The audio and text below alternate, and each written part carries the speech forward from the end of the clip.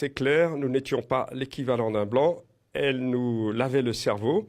Elle vous endoctrinait en disant que c'était honteux d'être né d'une mère africaine.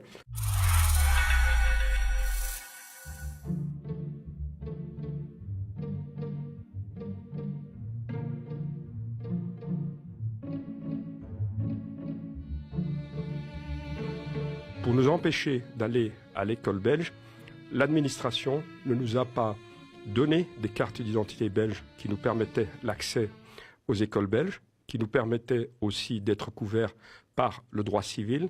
Elle nous a donné des cartes d'indigènes immatriculés. L'enseignement blanc, c'était le même enseignement qu'en Belgique. Et l'enseignement africain, c'était un enseignement où on apprenait aux gens à être des serviteurs, dans tout le sens du terme, serviteurs.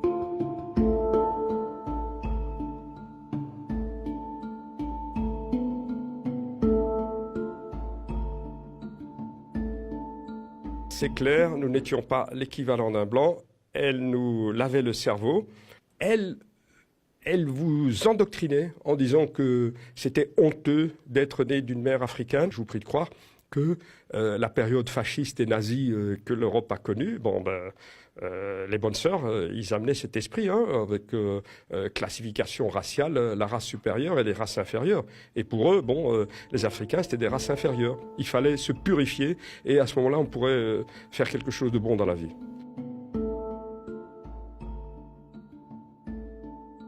Les mères à qui on avait enlevé leurs enfants finissaient par apprendre que leurs enfants étaient, enfermés dans ces institutions. Et donc, elles rôdaient, elles essayaient de les voir. Eh bien, les sœurs les chassaient. Elles faisaient venir les enfants métis et elles demandaient aux enfants métis de chasser leur propre mère en les insultant. Je suis désolé. C'est pas évangélique, je suis désolé. Vous permettez.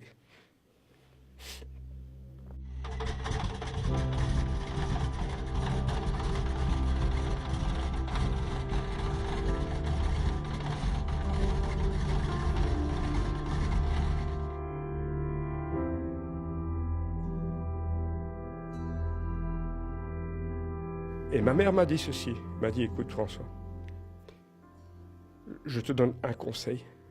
Si toute ta vie, tous les soirs, tu pries pour moi, avant de t'endormir, je suis certain qu'on se reverra un jour. Je l'ai fait. Je l'ai fait, mais je vous prie de croire que ça a duré 23 ans, il y a eu des moments de doute.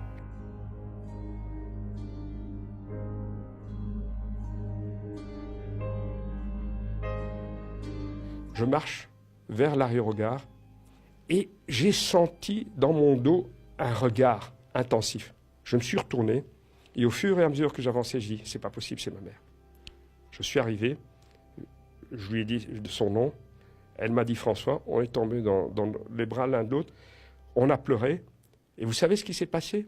Ma mère, sachant que j'arrivais le vendredi après-midi, elle est restée à l'aéroport du vendredi après-midi jusqu'au dimanche soir, attendre tous les avions qui arrivaient pour voir si son fils n'était pas dans l'avion. Voilà.